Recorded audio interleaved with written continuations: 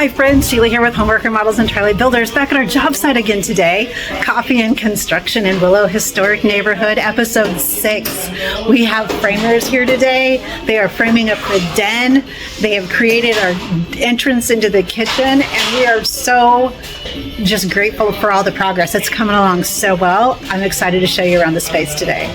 Okay, here I stand at the front door looking at these guys when they're framing into this den space. We are so happy that they're here to keep this process moving along. But as you can see, all that that we can get our new large sliders in there and our window around the corner. Here in our kitchen space, they're getting ready to finish the framing on this one. We've got our post locations marked there on the floor, but we're working right through it. That doorway is going to be the same height as this doorway over here for our dining room, which will look fantastic in its symmetry for our space. The enter to the dining room, and then over there we're going to make this other doorway resemble these guys' heights. This is a block opening, so we're going to have to wait on our masons to come out to adjust its height. But then all those doorways will have the same height for them as they go into the space. So here we are in the master bedroom, walking into the master closet. And here we're going to have, this nice transition from our master closet into our master bathroom. We're making these two doorways arched.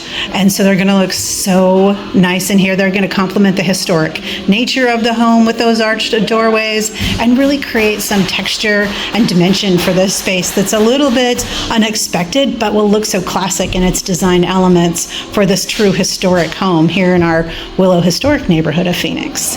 Here in this hallway, this doorway is going to be made wider because we're going to use a barn door on here for the laundry room closet. That'll give us access to the space, and it'll give the homeowners the ability to put the washing machine and dryer in there and have the door set over on this other wall, which is fantastic.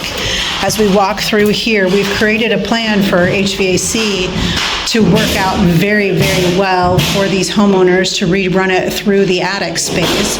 So we're going to have a small soffit here over this doorway eventually, and then we're going to drop the ceiling a little bit in here for this soffit also. So that's going to all look fantastic for this space.